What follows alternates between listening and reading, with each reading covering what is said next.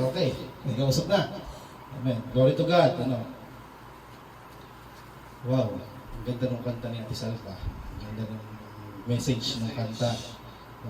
Actually, kanina ko pa siyang kinakanta at ako ay naiiyak kapag kinakanta ko siya. Amen. So bago po ang lahat, let's declare. Kung ano po, sabi po lagi natin bago po tayo magsimula ng gawain ng Lord. Declare po natin ito. The Spirit of the Lord is upon me because He had anointed me to preach the gospel to the poor. He has sent me to heal the brokenhearted, to preach deliverance to the captives and recovering of sights to the blind, to set at liberty them that are bruised, to preach the acceptable year of the Lord. Amen. Ang ating pong Bible verse ay very common. Ano ko lagi nyo ito nakapakinggan, nakabasa. No? Ito po ay Zechariah chapter 4, verse 6. Ito po yung B, yung part ng bilang ano. Sabi daw, not by might, nor by power, but by the Spirit, says the Lord Almighty. Amen? So bago po muna tayo mag-continue sa preaching, tayo po muna yung manalangin. Amen. Tayo po ay tumuo. Oh, hallelujah, Lord. We praise you, Lord God. Lord God, deserve mo, Lord, ang papuri at pagsamba, Panginoon. Lord God, kami, Panginoon, na narito, Lord God. Hahapon ito, Lord God, ay nagbabalik ng papuri at pagsamba sa iyo, Lord God. Hallelujah, Lord. Pinupuri ka namin, niluluwalhati, pinararangalan sa aming mga buhay, Lord God. Maraming salamat sa lahat ng ginawa mo sa aming mga buhay at sa gagawin pa, Lord God. And today, Lord God, we expect, Panginoon, we are expectants of your presence, Lord God. Huwag mo po ipagdamot sa amin, Lord, ang presence mo. Gusto namin, Lord, maranasan ka ngayon. Gusto namin ma-experience ka, Lord. It's vain worship, Panginoon. Pag wala ka, hindi ka namin kasama, Lord. Ang gusto namin, kasama ka namin, Lord, sa aming gawain, Lord. Ang gusto namin, samahan mo kami ngayon, Panginoon. At tinatas ko po, Panginoon, ang mensahe dito, Lord God, na nawa po mag-manifest, Panginoon, ang true meaning, Panginoon, na we are working by the Spirit of God. We are leading by the Spirit of the Lord, O God. Na sa aming pagpupuri, Lord God, sa aming pagsamba, Lord, na maibalik namin ang para sa iyo, Panginoon. Without reservation, without, Panginoon, na meron kaming naramdaman, Lord, ang gusto mo, Lord, purihin ka namin, Lord God, at alam po namin, Panginoon, this day, Panginoon, we will shout and we will boast your glory, Panginoon. We will boast your presence, Panginoon, sa aming mga buhay. Kaya, O Diyos, aming hinihiling, banal na Espiritu, pumagit na ka sa amin. Tulungan mo kami, Panginoon, tiruan mo kami sa aming pag-aaralan, Lord God. At hinihiling namin, O Diyos, na ikaw po ang patuloy na manguna sa amin, na ikaw ang magpala, Lord God, na mensaheng ito, Lord. Alam ko, Panginoon, meron kang gagamitin. Meron kang gagawin sa buhay namin, Lord God. And we believe, Panginoon, your word is transformational, Panginoon. It will transform the life of person, Lord God. At nawa po, Panginoon, sa aming pumahatulan ngayon, ay magbigay po ito ng panibagong pananaw sa aming mga buhay kung paano po kami lumakad, Panginoon, bilang isang Kristiyano. We walk by the Spirit of God, not by might, Lord, not by power, but by the Spirit, says the Lord Almighty. Ito po aming dalangin sa pangalan ni Jesus. Amen. Amen. Sana kayo, ako'y iyakin talaga. Siguro narinig niyo ako tuwing gabi kung paano ako humiyaw doon sa bahay. No? Sabi po ng scripture natin, not by might, nor by power, but by the Spirit, says the Lord Almighty. It's very basic, yung ating pag-aaralan, no? Sabi dito, hindi daw sa pamamagitan ng ating kalakasan, hindi sa pamamagitan ng ating kapangyarihan, ngunit sa pamamagitan lamang ng Espiritu ng Lord. No? Kaya nga tayo nakakatayo dito. No? It's not yung galing mo, it's not yung skills, it's not your impressive skills, it's not your impressive talents. Kaya tayo nandito. No? Kaya nga tayo nakakatayo dito is by the grace of the Lord. So, biyaya lang ng Lord. Kaya, every time natayo tayo dito, sabi nga alam ko si Ate Salva is really prepared, ano, and even po ako ay prepared, ano. Kailangan po every time tayo ay mag-worship sa Lord, we are prepared, no. It's not only by habit na pupunta lang tayo dito and hindi tayo ready. Kailangan pag tayo magpupuri sa Lord, lagi tayong on fire sa pagpupuri sa Lord. Amen? Hindi pa pwede yung pasway-sway lang, no. Sapagkat ang Espiritu po na ibinigay sa atin ng Panginoon ay Espiritu ng kagalakan. Diba? So we should be joy in our heart every time na magpupuri po tayo sa Kanya. Marami pong mga pagkakataon sa ating buhay na ito pong salitang ito ay napapatunayan natin. No? Diba? May mga bagay sa buhay mo na we are operated by our own selves. Na minsan, lahat ng ginagawa mo, akala mo, dahil kaya mo. No? Nalilimutan mo na kailangan mo ang Espiritu ng Lord. Minsan, pag hindi na lang natin kaya, tsaka lang tayo tumatawag sa Lord. Una natin tendency natin gagawin muna natin yung mga bagay. And then, pag hindi na natin kaya solusyonan, tsaka tayo tatakbo sa Lord. No? So, ginagawa muna natin ang lahat ng ating lakas, ang lahat ng ating kakayanan, without acknowledging the presence of the Lord. Pero pag tayo ay huli na at kumbaga na nasukol na tayo, doon tayo umiiyak sa Panginoon. Diba? Sabi ng verse, is not by might, nor by power, but by the Spirit, says the Lord.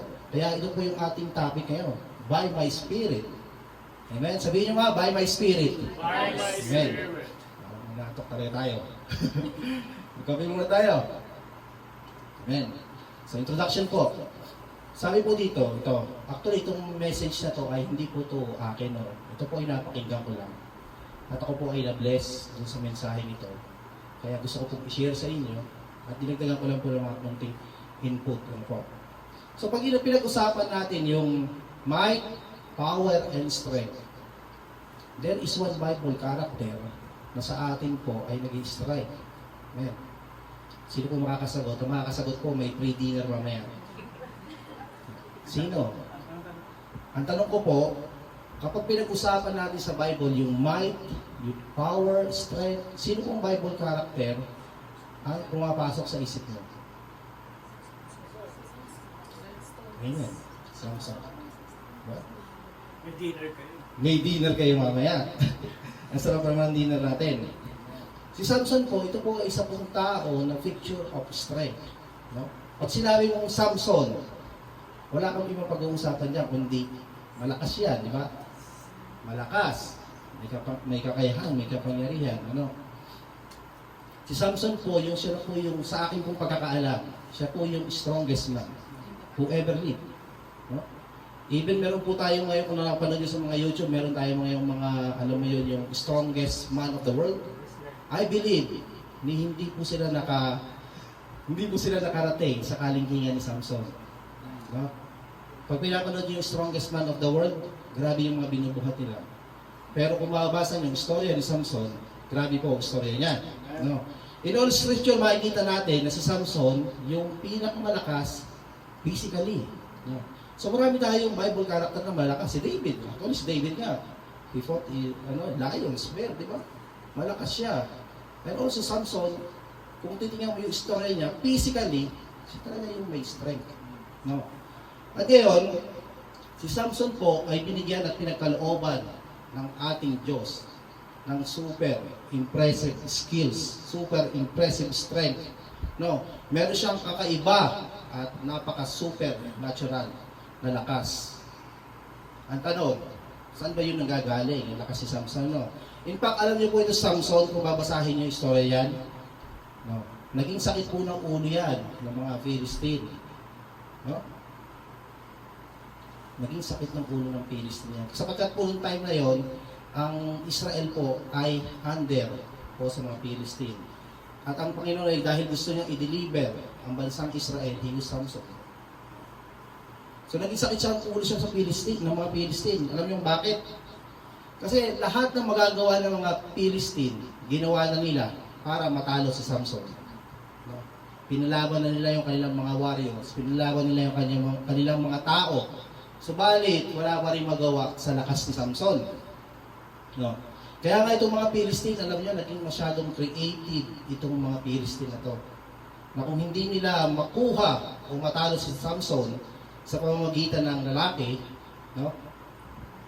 Ginamit nila, kinuha, tinalo nila si Samson sa pamamagitan ng Amen. So ngayon, Pag nabanggit po yung babae, alam na alam natin yan kung sino yan. Hindi yan si Ate Marie, hindi yan si Ate Salva. Hindi yan ha. Hindi yan mga conqueror na yan ha. So, sabi po doon, in spite of his great strength, Samson was limited with his great weakness. No? Impressive skill si Samson. Impressive ang strength niya. Pero siya ay limited sa kanyang weakness. No? Sige, nalimutan ko pala ito. Balikan muna natin yung highlights ng story ni Samson. Actually, itong story ni Samson, ang ganda po nito. Kung kayo may time, basahin nyo lang, 13 to 16, 4 na chapter lang. Pero grabe yung i-reveal ng Lord sa inyo sa buhay ni Samson. Ano po? Actually, ang ganda po ng buhay ni Samson, mga kapatid. Sabi po dyan, Judges chapter 4, alam niyo bakit? No. Yan. Chapter 14 pala, verse 5. Sabi po dyan, hinawakan ni Samson yung panga ng leon na parang isang goat, kambing. Ganun ka na kasi Samson. Si Samson po, papunta po siya doon sa Timna. Tinatawag na Timna, it's a lugar po ng mga Philistine. Sapagkat nakita po ni Samson yung babaeng Philistine at siya po ay naganda. Sabi niya sa kanyang mga magulang, gusto ko mapang-asawa yun. At po sila ay naglalakbay, nauna po si Samson, na siya po ay nakumpronta ng leon. At ang ginawa po ni Samson is very easy. Hinawakan niya yung bunganga ng leon, pinulit. Patay yung leon. Ganoon ka na kasi Samson. No? Impressive skills talaga ito si Samson. Yan po yun. Pangalawa, tingnan lang natin, no? Balikan ko ito mamaya. Alam niyo ba si Samson ay nakapatay ng 1,000 men sa pamamagitan lang ng fresh jaw of donkey. No? Na si Samson, papunta po siya sa Lehi. Ang ganda po ng istorya niya, kung mabasahin niya. Siya po dyan ay ginapos na ng mga Israel. Israel po, mga Israel po gumapos sa kanya. At kasi po sila po ay ginugulo ng mga Philistine, ang lugar ng Judah. Kaya po sabi ng mga taga-Judah, is kukunin nila si Samson at ibibigay sa Philistine. Sabi ng mga taga-Judah, hindi ka namin papatayin. Dadaling ka namin sa Philistine, mga Pilisteo. At noon po siya ay malapit na sa Pilisteo. At sabi po ng Word of God, pinalaban po niya, 1,000 men. Ini-imagine ko siya kanina, sabi ko, actually kagabi, ini-imagine ko, sabi ko siguro kung ako yung hahampas ng isang tao bago ko mapatay, kailangan ko siguro ng 10 hampas. No? Eh yung tao yun, walang laban yun. Eh itong part ni Samson, may mga kalaban po niya, 1,000 na. So he was fighting po. No? So sabi ko, sa akin, siguro mga 10 hampas, mapapatay ko yun.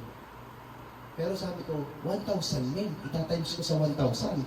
Kailangan ko na mga 10,000 na full swing para mapatay mo itong ganito. No? Siguro, wala ka pa sa kalahati, patay ka na rin. No? Sa pagod mo. No? So, ito po, Samson is a picture of strength. Imagine, no? 1,000 men. Sabi ko nga, siguro kung nakatagpo nito si Cardo Dalisay, may kalagyan to si Samson. Hindi mamatay-matay din si Cardo Dalisay. So 1,000 men, in-strike lang niya sa pamamagitan ng bone of donkey na. So yung pangatlo, ang ganda po nung pangyayaring ito, ito yung panghuli. Si Samson po dito ay bulag na. Nalis na po yung mata niya. Dinukit yung mata niya. Sapagkat nawala na po dito yung favor ng Lord. No? At doon po, dahil po siya nabihan na po siya ng mga Philistine, siya po ay pinagkakatuwaan. No? Pero ito po ay suicidal act ni Samson. Ang ginawa po niya dito, tinulak niya yung poste. At ang sabi po sa Bible is 3,000 men and women. Mga approximately na matay po doon po sa kanyang pangyayari ngayon. So, dito pala sa tatlong sitwasyon na ito, makikita natin kung gaano kalakas itong si Samson. So, ito nga po yung sunod. In spite of his great strength, Samson was limited with his great weakness. I believe po, ako at ikaw, ay may kanya-kanya tayong weakness. Amen? No matter how talented ikaw, no matter how gifted we are, meron tayong kanya-kanyang weaknesses. Amen? Pero ang kagandahan sa ating mga Kristiyano, even we have a lot of weaknesses, we have a lot of mga failures sa buhay natin, meron naman tayong greater God. Amen? Na kaya tayong i-restore, na kaya tayong i-ahon sa ating mga failure, na kaya tayong itayong muli sa ating mga kahinaan. No? Tandaan po natin na si Delilah, hindi po yan nandyan para maging kapartner ni Samson. Hindi po siya nandyan para maging asawa ni Samson. Sapagkat si Samson po ay na-inlove kay Delilah. Si Delilah po hindi po siya na-inlove kay Samson. Sapagkat ang role ni Delilah sa buhay ni Samson ay maging espiya. Actually, alam niyo ba na binayaran si Delilah nung ni-research ko kung magkano yung binayad sa kanya? About 13 kilo of silver. Parang equal siya sa 5,500 pieces of silver. Na kung ano mo yun sa pera natin ngayon, hindi ko lang alam. No? Pero ganun po yung match niya, yung halaga niya. Yung 5,500 pieces of silver. Hindi ko masasabi niya 13 kilos. So, ibig sabihin, nandiyan po si Delilah sa buhay niya para maging espiya. Ano po? Upang alamin ni Delilah kung ano ang weaknesses ni Samson. Yun po ang role ni Delilah sa buhay ni Samson. Hindi para makapartner, kundi alamin ang kahinaan ni Samson. At siya po ay binayaran ng mga leaders ng Philistine ng worth of 5,500 pieces of silver. No? O siguro si Delilah, dahil nga sabi ko nga, everybody, how gifted you are, how talented you are, meron tayong mga weaknesses and failures. At si Samson, ang weakness niya si Delilah. Si Delilah, ang weakness niya, yung gold, yung silver. Diba? Tayo din, meron tayong kanya-kanyang weaknesses sa buhay. Pero nga, ang maganda doon, kahit tayo ay may mga great weaknesses sa buhay natin, meron tayong great God. Diba? Nai-stand up ulit tayo sa mga failures, sa struggles, sa mga problema. Kaya tayong ibangon ng Lord. At sa ating mga weaknesses, kaya ulit tayong palakasin ng Lord. If we acknowledge the presence of God sa buhay natin. No? So, ibig sabihin, kaya nga, hindi sa mamamagitan ng lakas natin. Hindi sa mamamagitan kung anong meron ka ngayon. Ang lahat ay utang natin sa Lord. No? Na kapag wala ang Panginoon sa buhay mo, you are useless. Mauubos yung lakas mo, mapapagod ka lang. At in the end, mananawa ka. No? So tingnan natin, saan nga ba nanggagaling ang lakas ni Samson? Pero bago po natin alamin yung lakas ni Samson, tingnan natin muna yung background ng kung bakit ba may Samson. No? Yan, sabi dito, Judges chapter 15 verse 1. Again, the Israelites did evil in the eyes of the Lord, so that the Lord delivered them in the hands of the Philistine for 40 years. Ito po ay napag-usapan namin ng mga kabahay ko kahapon, kagabi. Siguro mga alas 11 na ng gabi, nag-uusap ako ulit. At napag-usapan po namin, sabi ko, ang Lord may pattern. Si Lord ang favorite number niya, 7. Pero pag ang Lord nagdi-discipline sa kanyang mga anak, He used 40. 40 years. Ang mga Israelites, ipinasakop ng Panginoon under the Philistine for 40 years. Naalala ko si Moses. Kung si Moses ay diniliver niya ang Israel sa mga Egyptian, na supposed to be 40 days lang yung magiging paglalakbay niya in the promised land. 40 days, naging 40 years dahil sa katigasan ng mga ulo ng mga Israel. So meaning, kung gusto mong maging matigas ang ulo sa Panginoon, baka 40 years din ang abuti natin. So kailangan nating mag-ingat kasi favorite number yan ng Panginoon pag po siya ay nagko-correct sa atin. Then, so instead of 40 days, naging 40 years. At ano niyo po, na-strike sa akin to. Actually, na-share ko to sa aking BS group every night. Sabi dito, na-strike siya sa akin, again, the Israelites did evil in the eyes of the Lord, so that the Lord delivered them in the hands of Philistine. Ano? Na-relate ko kung ano yung pandemic situation natin ngayon. Na kapag ang Panginoon, lumanayo yung mga tao niya sa Kanya, ang Lord gumagawa siya ng way no? Para ibalik tayo sa presence niya. Marahil sa mga Israelita, ang gawin na mag-discipline ang Lord is pasako pa sa mga Philistine for 40 years. Sa atin, sa sitwasyon natin ngayon, meron tayong pandemic, meron tayong COVID-19. At nung nagkaroon ng COVID-19, I believe, napakadami pong tao na tumawag sa Panginoon. Kahit yung hindi nagdadasal, tumatawag sa Panginoon. Amen. Diba? Kahit siguro yung mga nakabilanggo na pusakal na magnanakaw, mamamatay tao, tumatawag sa Lord na proteksyonan sila. No? So sabi ko, it might be. Kasi, dalawa lang naman ang ibig sabihin niya kapag nagkaroon ng pangyayari sa buhay ng tao, sa atin. No? It's either kalooban ng Panginoon or inaalaw ng Lord na mangyari ang bagay. So this pandemic, it might be, ito yung gusto ng Lord, or ito ay pinahintulutan ng Panginoon upang madisiplin tayo. No, at sabi ko nga, during pandemic, ang dami pong tao na numbalik sa Lord. Diba? Dito na nga lang, lalo tayo nag-ignite sa ating prayer life. Amen. Amen. Nagpe-pray ba kayo? Amen. Amen. Praise God. Amen. Glory to God. Sabi niyo ha? So, nagtatanong ako. So, hindi, ano po? Ano yun po?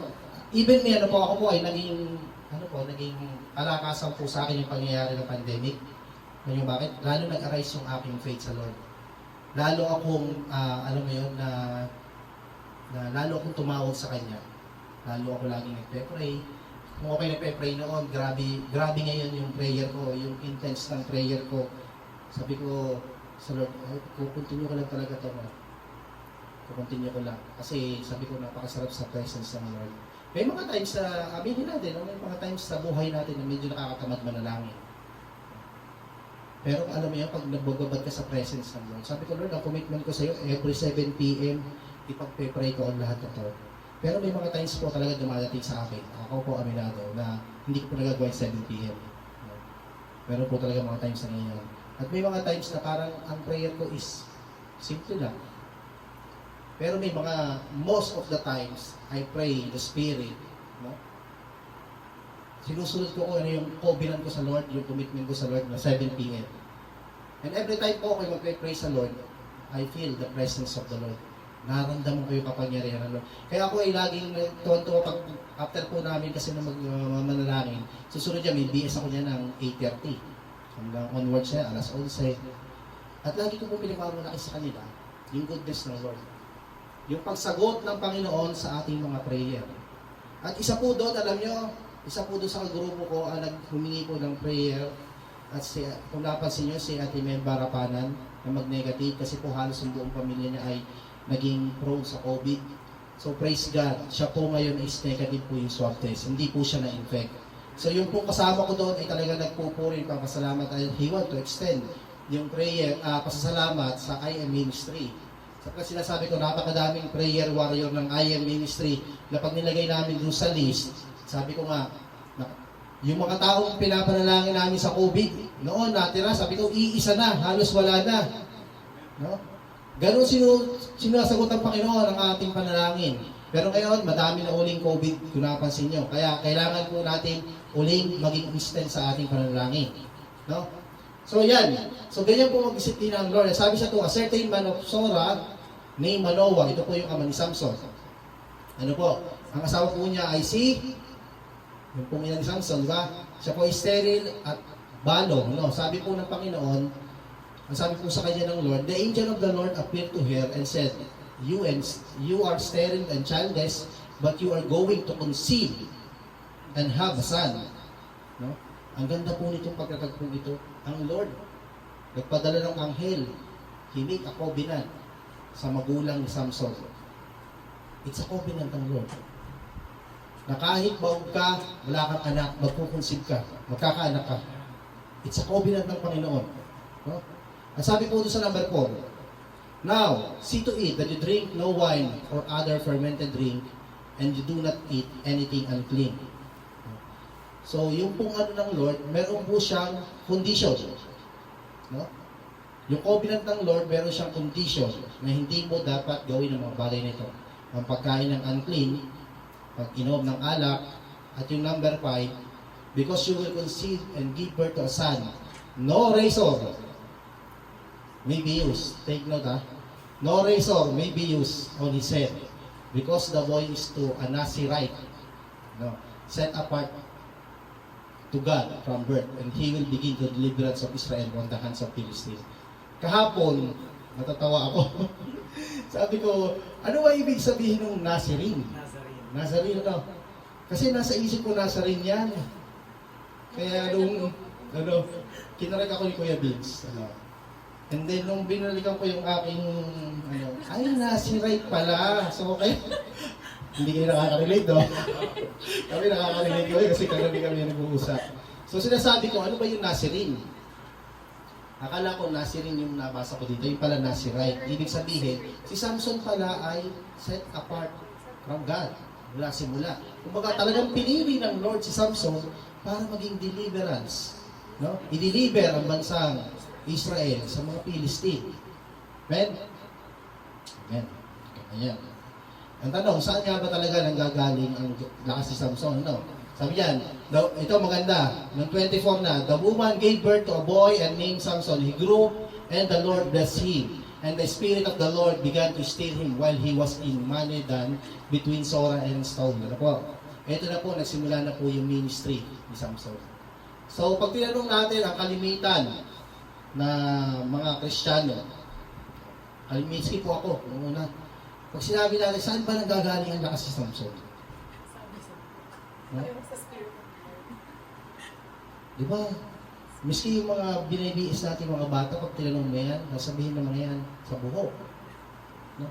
And even tayo, pag hindi natin nabasa ang buong istorya ni Samson, ang paniniwalaan mo, dahil sa narinig mo, ang lakas ni Samson ay nanggagaling sa buhok. So, usually yun ang sinasabi nila. Pag tinanong natin ang mga Kristiyano, saan nanggagaling ang lakas ni Samson? Sa buhok. No? Kasi sabi nga nung sabi doon, di ba? No razor. No? Ngayon, tingnan po natin talaga kung saan nga ba nanggaling yung lakas ni Samson. Yan. Tuloy, ito pong aking mensahe ay konti lang po ito. No? Sabi nga dyan is, di ba, pinag-ano natin, is not by might nor by power, but Spirit, says the Lord. Ano po? So, totoo nga ba na yung might ni Samson ay because of his hair? Yung talaga bang power ni Samson ay dahil talaga sa kanyang buhok? Ngayon po, aralin po natin. Balikan po natin yung tatlong accomplishment ni Samson. Yan po yung una. No? Yung first accomplishment ni Samson, yung nga po nasabi ko kanina, na sila ay pupuntang king na, no?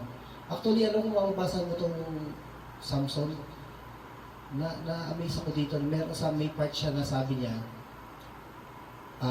kaya si Samson na in love din sa Philistine babae. Kasi yun ang purpose ng Lord. Plano talaga ng Lord. Actually, ayaw ng magulang ni Samson na mapang-asawa niya yung taga-tingla na yun, na Philistine. Kasi sa kanilang kultura, hindi yun Israelites, di ba? So ayaw ng magulang na, pero alam nyo, lingid sa kaalaman ng mga gulang, ito po ay plano ng Panginoon, purpose ng Lord, na para si Samson ay makapenetrate, makapanggulo sa bansang Philistine. So ang nangyari dyan is, makikita natin kung saan nga ba nanggaling ang lakas si Samson. So sabi dyan, siya papunta sa Timna, sabi dyan, suddenly a young lion came roaring toward him. And sabi po doon, the Spirit of the Lord came upon him in power. So he tore the lion apart with his bare hands and might have torn a young goat. Saan nanggaling ang lakas ni Samson? Hindi po natin mababasa sa buhok. Ang sabi diyan, ang lakas ni Samson, yung might ni Samson ay nanggaling sa Spirit of the Lord. No? Alam niyo po, ang mahirap sa atin minsan, para tayo si Samson. No? Akala natin, kaya tayo may mga accomplishment sa buhay natin is because of our hair. No? It's because of our might, because of our power. No? Na kaya, natawa ako. Napatingin kasi kung Kuya Mike eh. No? Amen. So, akala natin dahil sa ating mga diploma, kaya ka nagiging successful. Akala mo, dahil sa iyong mga accomplishment, kaya maraming favor ang Lord sa'yo. Akala natin, ito yung tinatawag, sinabi ng preacher ito po yung tinatawag na Samson syndrome. Marami po tayo nito. No? Akala natin dahil sa hard work tayo, kaya tayo nakapag-establish ng bahay, kaya tayo nakapag-establish ng business, kaya tayo may magandang trabaho. Akala natin, puro akala natin, dahil sa atin. Akala natin dahil sa impressive skills natin, kaya ang galing-galing mo magpaawit, ang galing-galing mo tumugtog, ang galing-galing mo sa lahat ng bagay. No? Akala natin sa impressive talents natin, nagagawa natin ang lahat ng ito. Pero let me remind you mga kapatid, huwag tayong tumulad kay Samson. No? Nakakala din niya, kasi si Samson, nakala niya talaga ang buong pag-aakala niya, ang lakas niya ay nanggagaling sa bukod. No? So it means it's not lahat ng mga accomplishment natin. It's not yung diploma mo o natapos mo, kung naging master ka man, doctorate ka man, hindi po mahalaga yan. It's not the things na naka-accomplish mo. It's not because of your hard work, it's not because of your impressive skills, impressive talents, hindi po yung mga kapatid.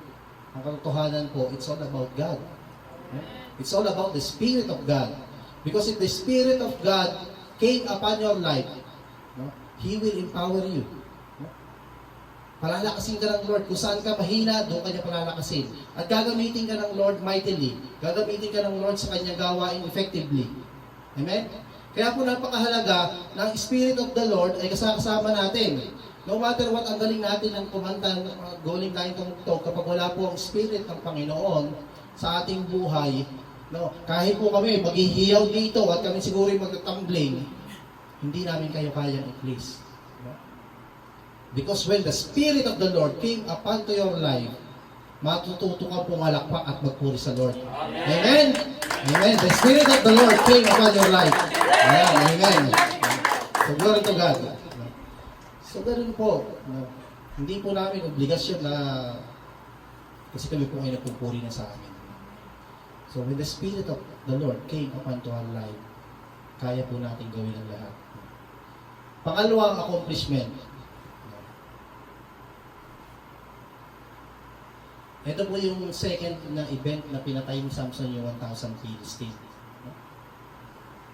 Ang totoo ba, saan ba talaga nanggaling ang lakas si Samson? Mababasa po natin dyan. Sabi dyan, as he approached Lehi, the Philistine came toward him shouting. Nagbubundi na yung mga Philistine dyan kasi nahuli na si Samson. Akala nila, kayang-kaya nilang patayin si Samson. Pero nung malapit na po si Samson sa mga kalaban niya, sabi doon, hindi yung the hair of Samson, hindi ginanon ni Samson yung hair niya. Ang sabi po doon, the Spirit of the Lord came upon him in power. And the rope on his arm became like a charred flax, and binding dropped with his hand. Finding a pressed jawbone of a donkey, he grabbed it and struck down 1,000 men. Grabe. No? Huli, kumbaga sabi nga, huli na, nakawala pa. Pwede siguro ilaban si Lito Lapid dito. Yung humahati ng bala. Diba? Kapag ang Spirit ng Lord ay nung dumating sa buhay ni Samson, 1,000 men. Saglit lang niya, and strike down lang niya. Ito po yung challenge sa atin. I-reflect ko po sa atin. We should not depend on our capability. Or even the things na meron tayo ngayon. Sapagkat lahat po yan ay temporal lang. No? Yung the reason kung bakit tayo nabubuhay, na kahit sa dami-dami ng mga struggles mo na pinagdadaanan mo, nakatayo pa rin tayo. No? Na sa dami-dami ng mga sa buhay natin, kinakaya pa rin natin, is not because of us. It's only because of the Lord. Nakapapagtagumpayan mo yung struggles, mapagtagumpayan mo yung mga problema mo. Na yung iba, ang dami-dami ng problema, pero they still stand. Because of God. No? Sabi ko nga, it's not about your capability or anong bagay na meron ka. I remember Pastor Roland. Si Pastor Roland, ang tagal na po niya sa CAPS. I think, more or less 30 years. No? And suddenly, magkaroon po ng hindi pa satisfaction yung uso na yun. So, binigyan siya ng thank you letter kay Pastor Roland. No? Imagine mo halos 30 years ka doon sa company and then binigyan ka ng thank you letter. No? Sabi ko nga, it's not what you have right now. No? Kaya hindi natin pwedeng ipagmalaking trabaho mo. Because in just one snap, kayang-kayang baguhin ng Lord ang lahat. No? Nasa baba ka man, kaya-kaya kang iangat ng Lord, kung gugustuhin ng Lord. Kung nasa taas ka man, kaya-kaya ka nang balik ka rin. At sa buhay ng ating pastor, ma-share ko lang. Almost 30 years nasa CAPS. And then suddenly, binigyan ka ng thank you letter. No? Pero alam mo ang ginawa ng Panginoon? Because ang Lord may purpose pa kay Pastor Roland, alam natin yan. No? Ang ginawa niya, hindi pa natatapos yung kontrata niya sa CAPS. Binigyan na siya ng Lord ng trabaho. Amen? So it's because of the grace ng Lord. It's a favor ng Lord sa buhay ng ating pastor. Kasi alam ng Panginoon na gagamitin pa ng Lord si Pastor Roland dito sa ating church. Amen? So ganun po na mag-move ang Lord. No? Sabi ko nga lagi, huwag natin ipagmamayabang kung ano ang trabaho na meron tayo. No? At ma-share ko din po sa inyo. Guess who na lang? Guess who? Guess who? Na-inspire ko ako sa testimony niya, no. Sabi po niya, nung narinig ko, ako po ay talagang na-amaze, no. From the start, he is working as barista. No? At sabi niya, nandun ako sa labas ng coffee shop namin, may isang storm, naglilinis ako ng salamin. No? Pero ano yung goodness ng Lord? Ano ginawa ng Lord sa kanya? Dahil po doon sa nakitaan siya ng gano'n ng amo niya, yung ginawa ng Lord, ibinless siya. Yung favor ng Lord nasa kanya. Ang ginawa ng Lord, pinag-manage siya ng kanyang own coffee shop. Alam niyo na? Amen! Baka pinaya mamaya. No? So, grabe ang Lord, no? Imagine mo, parang barista, pupunas ka ng salamin, and then, ang Lord, in just one snap, itinuwis ka. Ikaw na ngayon ang amo ng mga barista. No? Ikaw na ngayon ang nag-uutos na punasan mo yung salamin, di ba? It's a favor ng Lord sa buhay natin. Hindi natin pwedeng ipagmalaki kung anong meron tayo ngayon. Because ang Lord kaya-kaya niyang i-allow at i-twist ang mga pangyayari sa buhay natin. Amen? Yung narinig din. So, glory to God, ano? So, no? Ganon ang Lord, no? Hindi natin kailangan mag-rely sa sarili natin. Ang dami, binilang ni Pastor Junel. Ito, wala siya sa pulis. Ayun. So, glory to God. No, another thing, ito, may share pa ako sa inyo. Tatlo to eh. Sabi nga, it's not because of your impressive skills. It's not because of your impressive talents. No. Not because yung capability or things na meron ka ngayon. It's not about you. It's all about by the Spirit of God. Okay? Kaya ka binibigyan ng Lord. Sinasamahan ng Lord. Na kung dati may maganda kang trabaho, amen? Kayang-kayang bumili ng kondo. Diba? Then suddenly, nasa number 1 bank ka, diba? NCB, number 1 bank yan eh. So, glory to God. Pag napakinggan mo yung story niya, ma-amaze ka din. Kung paano siya nagsimula, punta siya sa Bahrain, punta ng iba't ibang bansa. I remember, sabi pa niya, ang pinakaayaw ko na location ng Saudi is Riyadh. But God bring him in Riyadh. No? Kasi bakit? Doon pa na sa Riyadh, doon pa na siya kapalain ng Lord. Na even, doon siya sa number 1. Imagine natin, number 1 company ng bangko. No? So, anong ginawa ng Lord? Alam niyo ba na ang pangyayari sa buhay natin at ang pagkilos ng Lord ay laging suddenly. No? Kahit gaano kaganda ng trabaho mo, no? Sabi doon, suddenly. No? Nagkaroon ng Saudization. Sabi ng company mo, maghanap ka ng ibang trabaho. But praise God, our God is God of suddenly din. And suddenly, God will provide a new job. Huh? Hindi nga lang sa first bank in Saudi. No. Pero kahit hindi ka nando sa first bank in the Saudi, mas malaki naman yung sweldo. Mas maganda ang benepisyo. Amen. So, ganun po ang ating Panginoon. Di ba? So, dalawa na yung magpapakape. Amen. Dalawa na. Tatlo na. Siguro ito yan. Hindi, again, hindi about our impressive skills, impressive talents. Hindi about sa capability natin. Kaya natin nakukuha lahat ng bagay ito. It's all about the goodness ng Lord, yung faithfulness ng Lord, yung favor ng Lord sa buhay natin. Amen?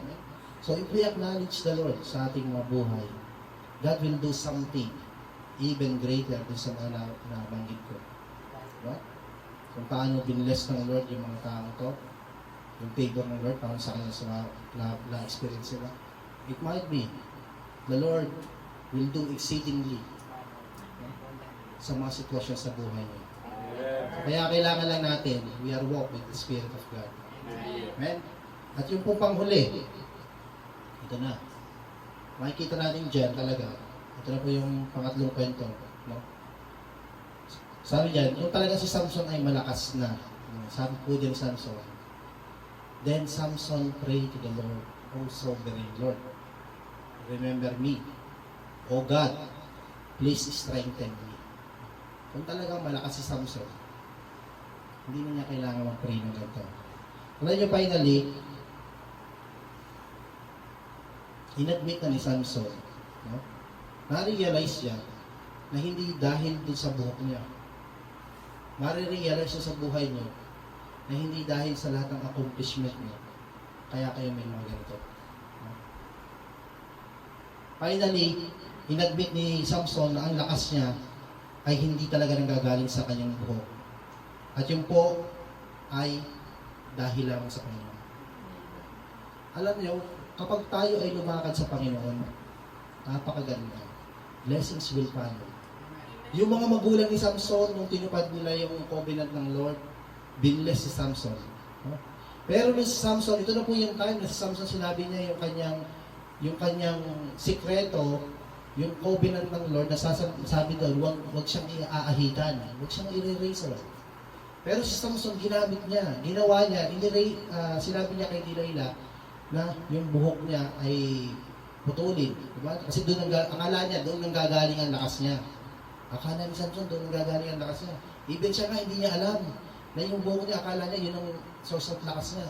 Hindi niya alam na the Spirit of the Lord will always empower him. No? Kaya nung sinabi ni Lord, ano naman makikita natin dito? When we disobey to the Lord, no? Kapag lumayo tayo sa gusto ng Lord sa buhay natin, no? Something will happen. Kung paano ang Panginoon ay kaya kang i-bless at pagpalain, something din na kayang alisin ng Lord ang lahat na meron ka. No? Ang sabi dyan, O sovereign Lord, remember me, O God, please strengthen me. Sa pagkatang time na ito, si Samson po ay wala na. Ina-acknowledge na niya siya mahina. Na ina-acknowledge na siya na wala na siyang magagawa. Siya po dito ay bulag na yung dalawang mata niya. At ang gusto niya, sabi niya, Lord, strengthen me para makapag-revenge ako sa mga Philistine. No. Actually, ito yung suicidal act ni Samson na kahit mamatay siya, makakasama na niya mamatay ang mga Philistine, is okay lang sa kanya. At ang sabi ka ng Bible, mas marami siyang napatay nung siya ay namatay kaysa nung siya ay buhay.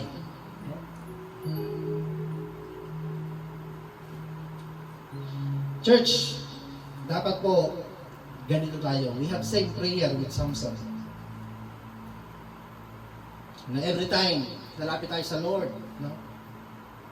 We acknowledge na tayo ay weak. Na-acknowledge natin na we are helpless. Wala tayong magagawa, wala tayong capability. Na every time lalapit tayo sa Lord, sinasabi natin, Lord, sa iyo na yung struggle ko, Lord. Sa iyo na yung lahat ng pains ko. Sa iyo na yung lahat ng problema ko. At every time lalapit tayo sa Lord, lagi tayong humingi ng strength sa Lord. Ano po? Sa napakaraming pagkakataon sa buhay natin, we are holding to our resources. Aminin nyo at hindi. Masyado kayong komportable kasi akala nyo, because marami kang pera, okay ka na. Di ba, pinakita ng pandemic na ito, walang kwenta ang pera. Na yung pera mo, hindi ka kaya tanggapin sa ospital. Kahit anong dami mong pera, yung kasagsagan ng COVID, ang daming mga magsasabi na may mga pera sila, but hindi kayang iligtas, hindi ospital na hindi ka tanggapin. No? Every time nalapit tayo sa Lord, kailangan natin i-recognize na si Lord yung ating source of strength. Every time nalapit tayo sa Kanya, lagi natin i-acknowledge, Lord, strengthen me. I need you to win this battle. Kasi hindi natin talaga kaya. Kailangan natin ang ating Diyos. Hindi matanggalin ng Lord yung lahat ng mga pains sa buhay mo.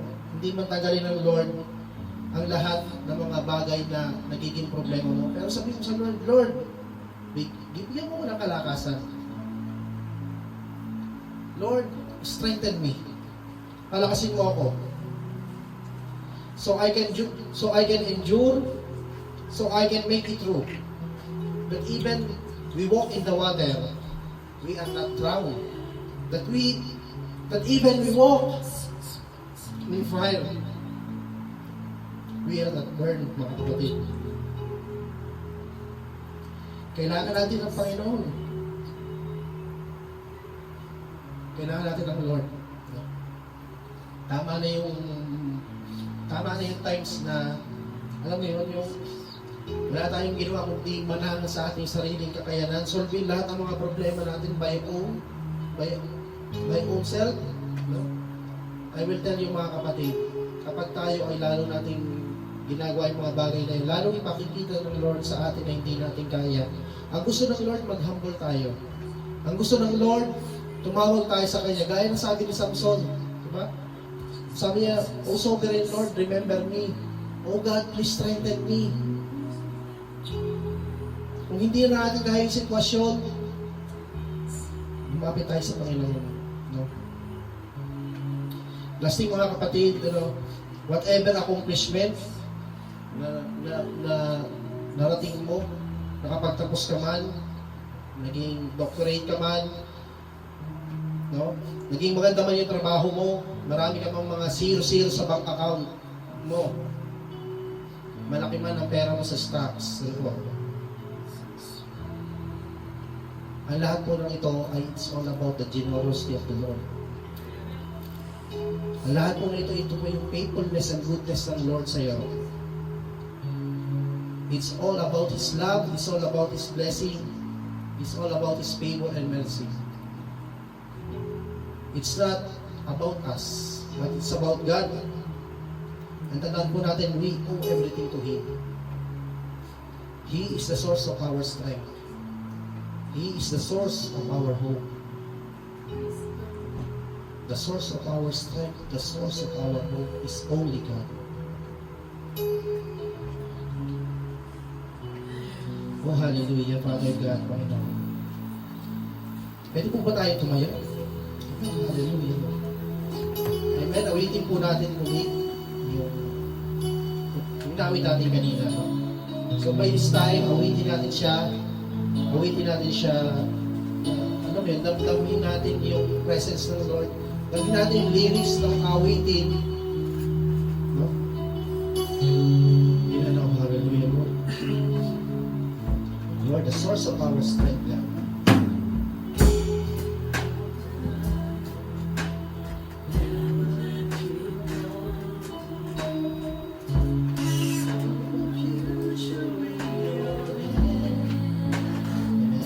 Oh, hallelujah, Lord. Amen, mga kapatid, tayo po yung mawait, balik po natin ang pagmuri sa Lord. The praise na serve ng ating Panginoon. It's not about you, mga kapatid. It's about the God. We need to back to basic. Yung purihin siya, sambahin siya sa buhay natin. No? Hallelujah, Lord.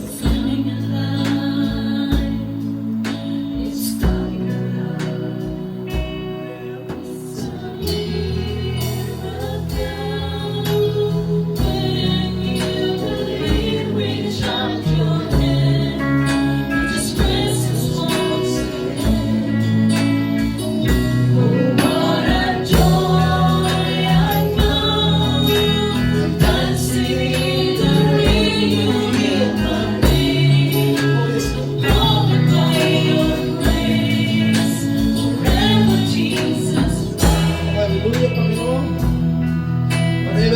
na yung pinagdaanan namin, Lord God, through this month, Lord. Tumahan mo kami ng mga struggles, tumahan mo kami ng failures, Panginoon, sa aming buhay, Lord. Maraming salamat dahil hindi mo kami iniiwan. Maraming salamat, Panginoon, dahil